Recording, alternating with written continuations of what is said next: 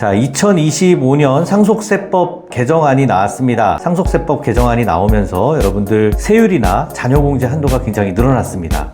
자, 이걸 통해서 우리가 상속세를 어떻게 준비를 해야 될지 한번 살펴보고, 그리고 놓치지 말아야 될 것들, 우리가 절세 방향을 어떻게 잡아야 되는지 거기까지 한번 말씀드려보도록 하겠습니다. 자, 2024년 7월에요. 기획재정부에서 세제발전심의위원회를 통해서 세법 개정안을 발표를 했는데요. 이 세법 개정안이라는 거는 말 그대로 개정안입니다. 그래서 이거 개정된 거 아니에요, 여러분. 이게 2024년 말 또는 25년 연초에 되면 국회에서 여야 협의를 거쳐가지고 확정을 합니다. 그래서 세법 개정된 거를 공표를 해요. 그런데 대부분 세법 개정안에서 아주 일부가 이렇게 바뀌는 거 수준이고 개정안 그대로 되는 경우도 많기 때문에 여러분들 개정안도 눈여겨서 한번 보셔야 됩니다. 그리고 그 이후에 개정이 되는 내용들도 한번 살펴보셔야 돼요.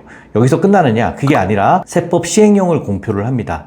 그래서 세법 개정이 확정이 되면 거기에 따른 시행령, 법은 그렇지만 세부적으로 구체적으로 이걸 할 때는 어떻게 해야 된다라는 세부적인 내용이 공표가 되는 시기가 이제 2025년 2월에서 5월 정도, 이런 정도에 걸쳐서 단계적으로 발표를 하게 됩니다.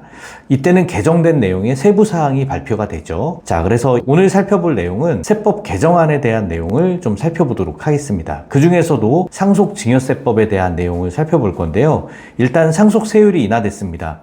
여러분, 상속세율이 굉장히 높죠. 현재 지금 세율로 보면은 1억에서 30억까지 세율이 10%에서 50% 구간으로 5단계로 나눠져 있는데요. 이게 어떻게 바뀌는 것으로 개정안이 나왔냐면 10억 초과되는 거에 대한 40%만 하고 10억이 넘어가면 거기에 대해서는 30억이 넘더라도 50억 구간은 없어지도록 하는 걸로 2025년 1월 1일부터 상속이 개시되거나 증여받는 분부터 적용이 된다라는 개정안이 나왔습니다.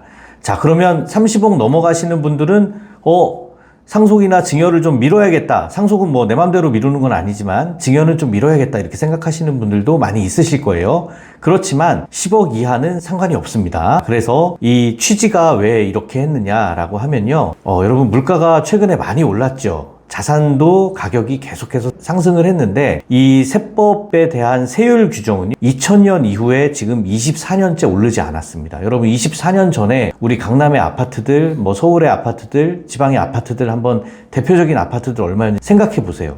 굉장히 낮죠. 예, 그래서 계속해서 자산 가격이 상승하는데도 불구하고 유지가 되었기 때문에 요번에 과표 조정을 한 겁니다. 자, 우리나라 상속세율이 굉장히 높습니다. 여러분, 몇 년 동안에 계속해서 우리가 소득을 내면은 거기에 따른 소득세 세율이 45%입니다. 여기에 지방소득세까지 하면은 49.5% 정도의 세금을 내요. 거의 한 50%의 세금을 내는 거죠. 자, 그런데 이렇게 벌은 거에 대해서도 세금을 많이 내는데 벌어서 남긴 거 있잖아요. 남긴 거를 모아가지고 이거를 나중에 우리 자녀들한테 상속을 한다. 그러면 50%를 또 내라는 겁니다. 세율이 많지요. 그래서 우리나라 상속세율이 굉장히 높습니다. 국가별로 상속세율을 보면요. 미국이나 영국 같은 데는 40%고 독일 같은 경우에는 그 소득세율이 높기 때문에 상속세율이 낮습니다. 일본이 우리나라랑 소득세 세율이 높은데 상속세 세율이 우리나라보다 더 높아요. 일본과 우리나라가 거의 세계에서 탑 클래스 수준으로 세금 면에서는 가장 높은 나라 중에 하나입니다. 그래서 우리나라 소득세 세율이 올랐기 때문에